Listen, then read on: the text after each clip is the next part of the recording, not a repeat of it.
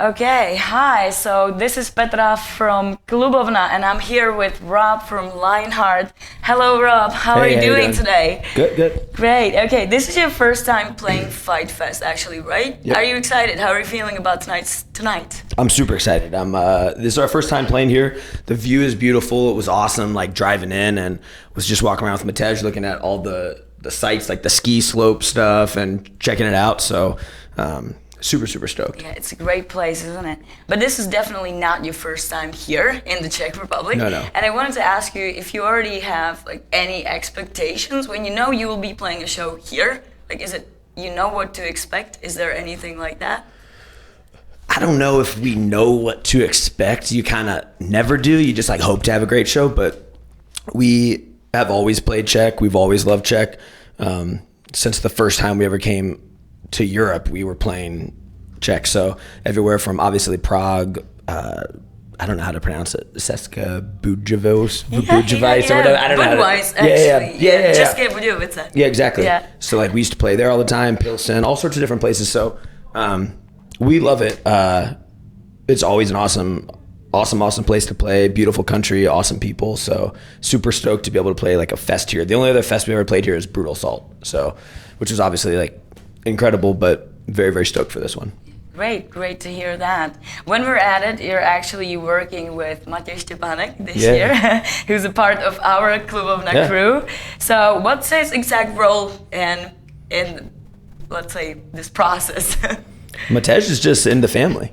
He isn't. Okay. I don't know if I can describe the role. Matěj is just like Matěj is in the family. You know, he's always been a part of, I guess, like the Lionheart group, you know, like every time we've ever played Czech, and then he'll help us out in other countries as well. Every tour we do out here, we basically just ask him to come to as many shows in as many places as he can, and just hangs with us and helps out. He's in the crew, he's in the family. So yeah, if there's a fest or a show that Matěj is a part of, we'll play it. Easy. That's amazing.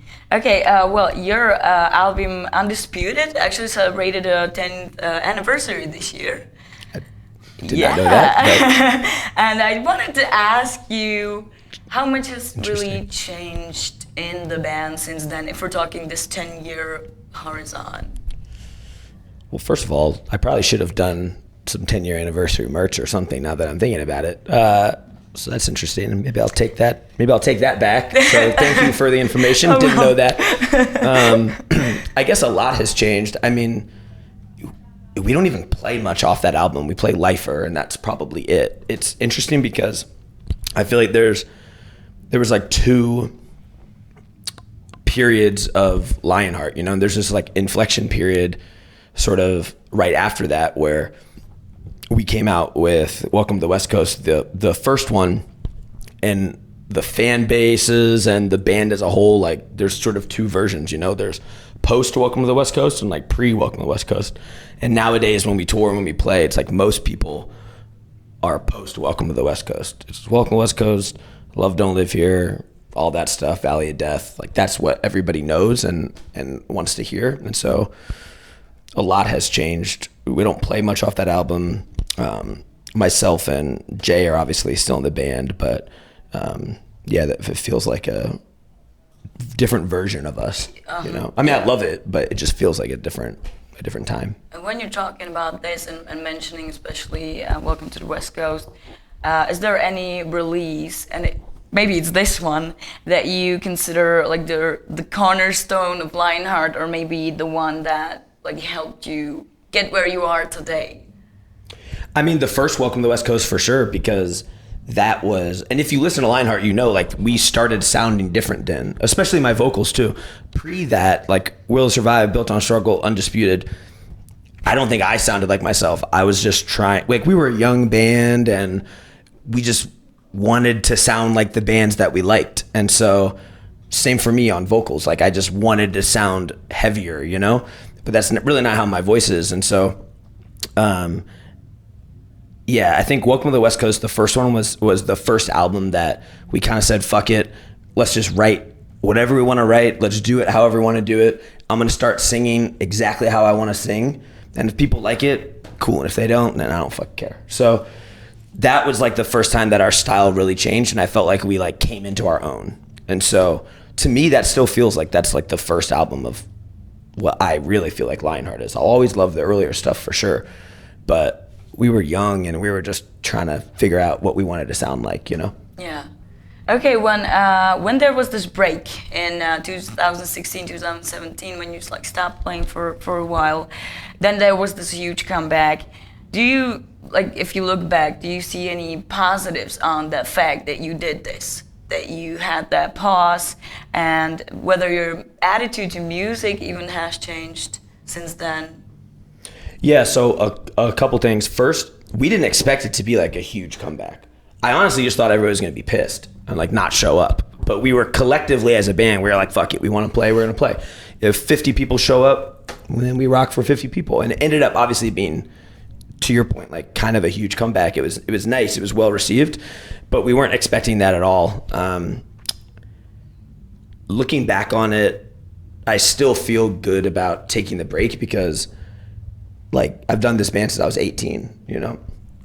A lot of us have, and we had just done it for so long. Like at that point, you know, 20 years over 20 years, I think, when we took that break. And so it's just like, this is crazy. Like you get to a point where like any job or any activity or anything, you just need to hit the pause button for a second. And so I kind of wish that maybe we had to just like paused rather than like broke up, so to speak. But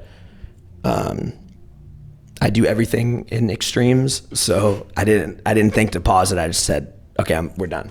And we didn't put a lot of thought into it. It just was kind of like a quick reaction, but I was glad that we did it because it gave us like the space and the mental space to think about it and appreciate what we didn't have. At that time, we were just tired. That's all it was. Like, honestly, we were just tired. And then you were just like, yeah, we miss it, let's go back. It's like really that simple. Honestly, it was just, once you don't have it, you're like, ah, shit, actually, I kind of do miss that, you know? And then you figure it out, so yeah. Okay, and coming from Northern California and the West Coast, is Lionheart influenced by rap a lot or not? Yeah, for sure. I mean, you could probably hear it. And of course. A lot of but is there any artists in particular, maybe, or any particular?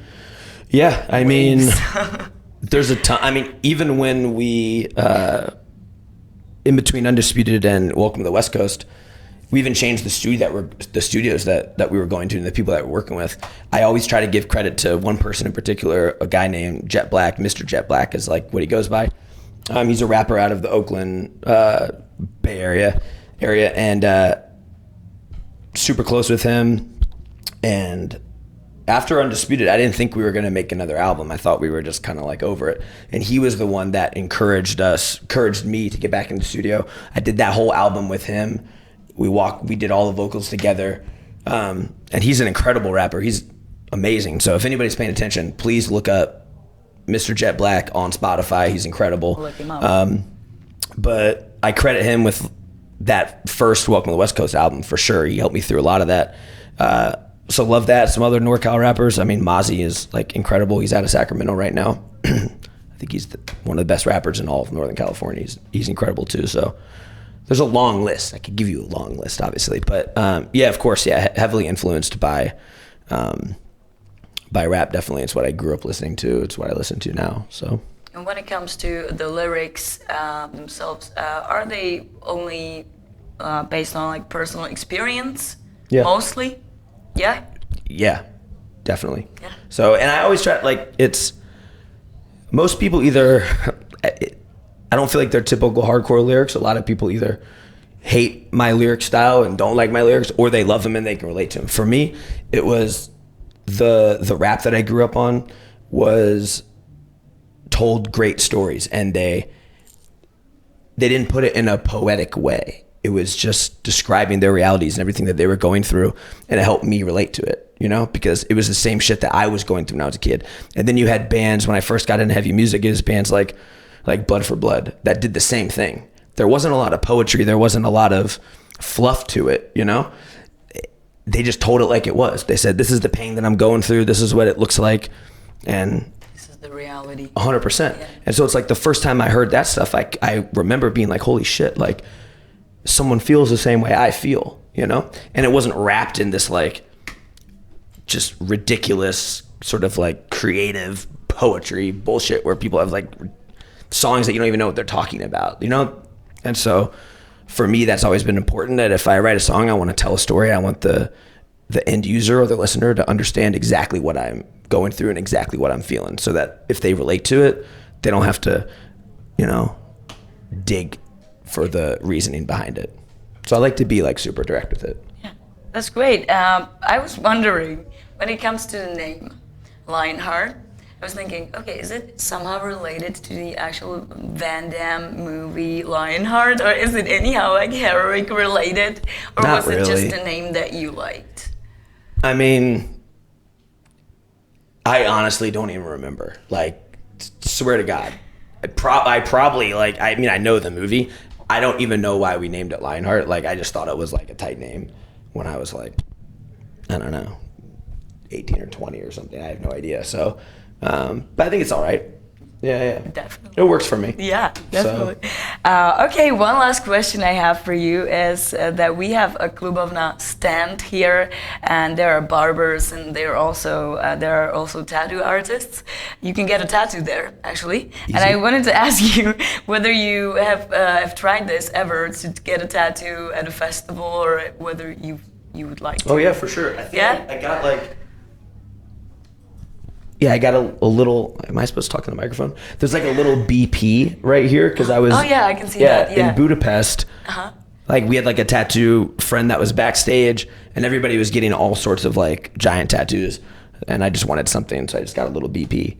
So. So yeah, you can just stop by and get another one. Yeah, easy for me. Great. Okay. Thank you, Rob. It was amazing hanging out with you. So Yeah, that thank was you awesome. so much. Easy.